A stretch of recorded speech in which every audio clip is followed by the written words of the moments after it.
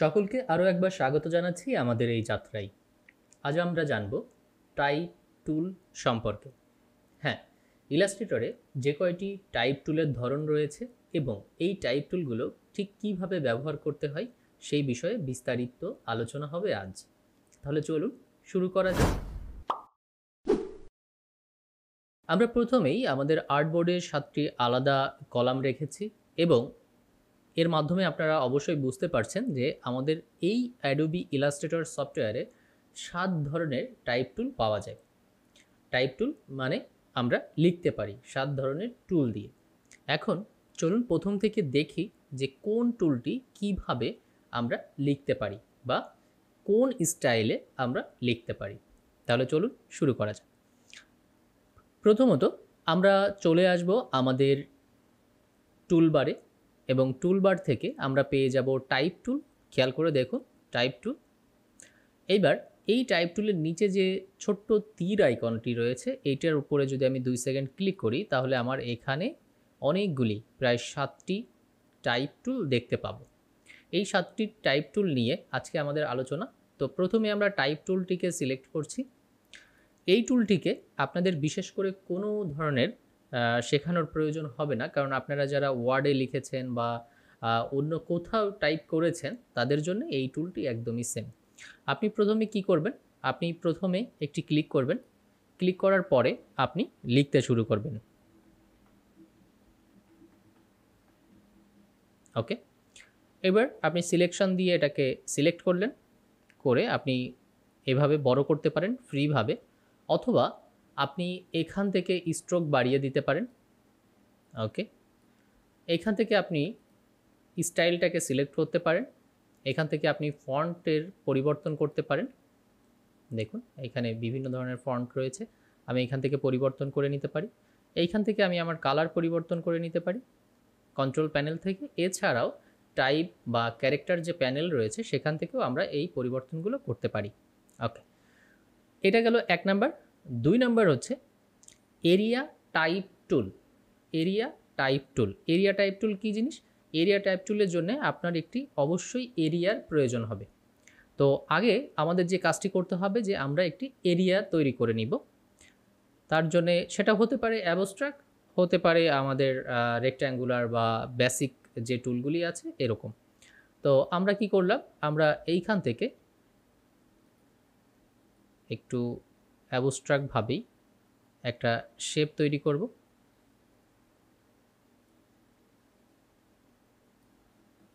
ওকে,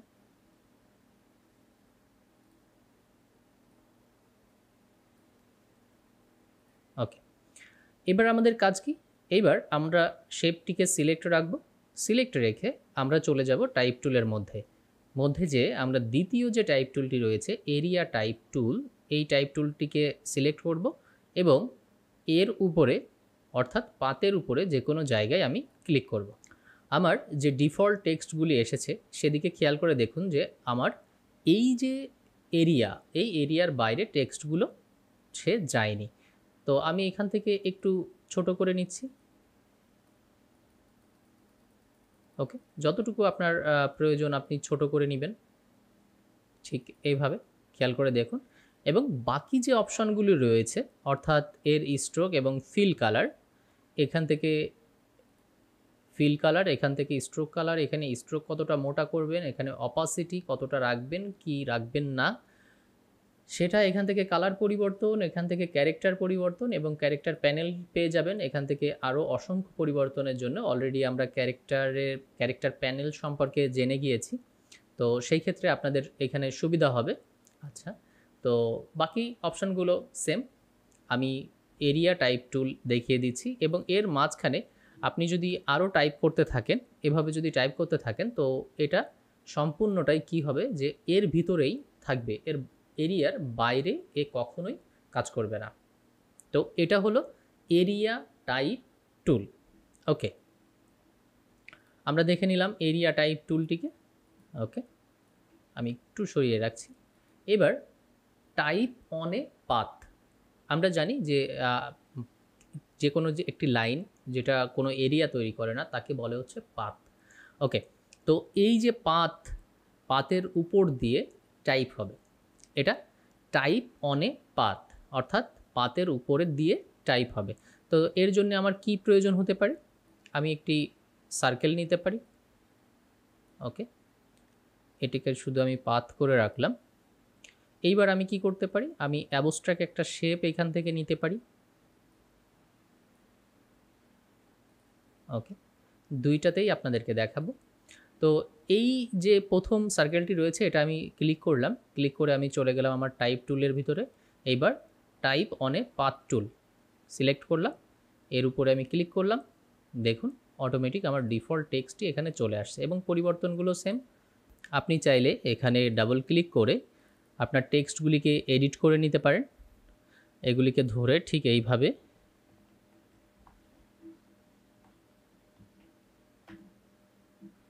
এবার আপনি যদি চান যে এই টেক্সটটাই অনেক বড় হয়ে আসবে, তাহলে আপনি আপনার টেক্সটটিকে সিলেক্ট করবেন, সিলেক্ট করে জাস্ট এইখান থেকে আপনার অ্যামাউন্টটি বাড়িয়ে দিন।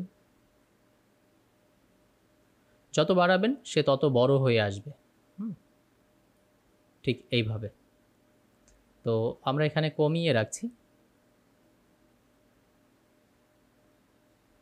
ওকে, এইবার আমি এই টেক্সটটাকে কপি করে নিলাম। কপি করে নিয়ে আমি পূর্বের জায়গায় চলে যাব, টাইপ অন এ পাথ টুলে চলে যাব, টাইপ অন এ পাথ টুল, এবং এই যে আমার পাথটি রয়েছে এর উপরে আমি ক্লিক করব এবং ছেড়ে দিলাম। দেখুন এটা পাতের উপর দিয়ে টাইপ হতে শুরু করে দিয়েছে। ওকে, এইবার আমরা দেখব ভার্টিক্যাল টাইপ টুল। ভার্টিক্যাল টাইপ টুলটা কি? যে আমরা জানি যে আমরা এত সময় যে কাজগুলি করছিলাম, অর্থাৎ টাইপ টুল, এরিয়া টাইপ টুল, এটা হচ্ছে হরিজন্টালি, অর্থাৎ বাম থেকে ডানি। আর ভার্টিক্যাল টাইপ টুল মানে হচ্ছে উপর থেকে নিচে, উপর থেকে নিচের দিকে এই লেখাটি হবে। তো আমি চলে যাচ্ছি, এই যে ভার্টিক্যাল টাইপ টুল ক্লিক করলাম, ক্লিক করে এখানে জাস্ট একটি ক্লিক করব। ক্লিক করার সাথে সাথে দেখুন এইবার যদি আপনি ABCDEFG লেখেন তাহলে কি হবে? উপর থেকে নিচে আসবে। এটা হলো ভার্টিক্যাল টাইপ টুল। ওকে, এরপরে আমরা কি দেখব? ভার্টিক্যাল এরিয়া টাইপ টুল। এখানে বলে রাখি যে ভার্টিক্যাল এরিয়া টাইপ টুল আমরা যেমন বাম পাশ থেকে লেখা শুরু করি, ডান পাশে শেষ হয়, আবার বাম পাশ থেকে পরের লাইনটি শুরু করি। এখানে যেটা হবে যে ডান পাশের লাইনটি আগে শেষ হবে, তারপরে বাম পাশেরটা শুরু হবে। কিভাবে চলুন দেখি।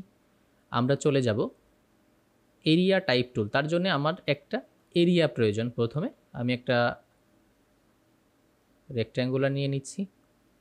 এইবার আমরা চলে যাব ভার্টিক্যাল এরিয়া টাইপ টুল, এই ক্লিক করব, যে কোনো একটি জায়গায় আমি ক্লিক করলাম। দেখুন এইবার আমি প্রথমে এ থেকে শুরু করব, ABCDEFGHIJK। ওকে, খেয়াল করছেন কি আপনারা? HIJ, খেয়াল করে দেখুন ডান পাশের লাইনটি কমপ্লিট হয়েছে, তারপরে বাম পাশে আসছে KLMNOPQRST। খেয়াল করে দেখুন এইভাবে করে যেতে থাকবে।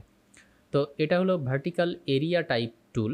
এরপরে যেটা রয়েছে vertical type on a path টুল, অর্থাৎ এই যে টাইপ অন এ পাথ টুলটা দেখছেন যে এর লেটারগুলো সোজাই আছে, কিন্তু এটি এই পাতের উপর দিয়ে গেছে। আর এখন যেটা হবে যে পাতের মাঝখান দিয়ে আমাদের টেক্সটগুলো এইভাবে হরিজন্টালি যাবে। চলুন একটু প্র্যাকটিক্যালি দেখে নিই। আমরা একটি লাইন নিয়ে নিয়েছি এবং আমরা এখান থেকে সিলেক্ট করব vertical type on a path টুল। এবার এর উপরে আমি ক্লিক করলাম, ক্লিক করার সাথে সাথে দেখুন ওকে, এখানে আমি পুরোটাই নিয়েছি।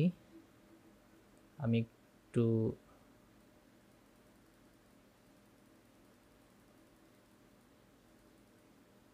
ওকে, তাহলে কি হলো যে আমার লাইনের মাঝখান দিয়ে সে হরিজন্টালি চলে যেতে শুরু করলো। ওকে, এইবার আমরা দেখব task type tool. Touch type tool কী জিনিস? আমি প্রথমে আমার টাইপ টুল থেকে একটি কপি করে নিয়ে আসলাম।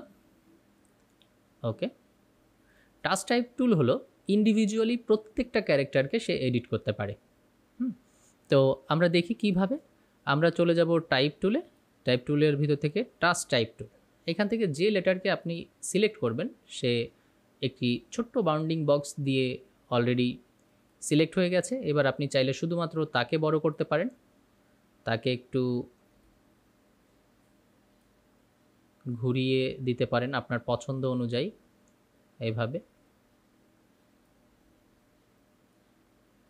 ওকে, তো ঠিক এইভাবে প্রত্যেকটা লেটারকে সে ইন্ডিভিজুয়ালি কি করতে পারে, বড় ছোট করতে পারে, তারপরে আপনার রোটেট করতে পারে, তার প্লেসের পরিবর্তন করতে পারে। এই দেখুন, এটা কিন্তু এডিটেবল। হ্যাঁ, এইখানে আপনি যদি এটা না দিয়ে আপনি যদি এ দেন তবু এ হবে, এটা আপনি যদি ডি দেন ডি হবে, অর্থাৎ এটা এডিট করা যাবে। তো এইভাবে করে আমরা আমাদের কাজটা করে নিতে পারি, অর্থাৎ আমাদের ডিজাইনটা কমপ্লিট করে নিতে পারি। এই ছিল আজকে 7টা টাইপ টুল কিভাবে কাজ করে সেই বিষয়বস্তু। আশা করি আপনাদের ভালো লেগেছে। দেখা হচ্ছে পরবর্তী ভিডিওতে, তত সময় আমাদের সঙ্গেই থাকুন।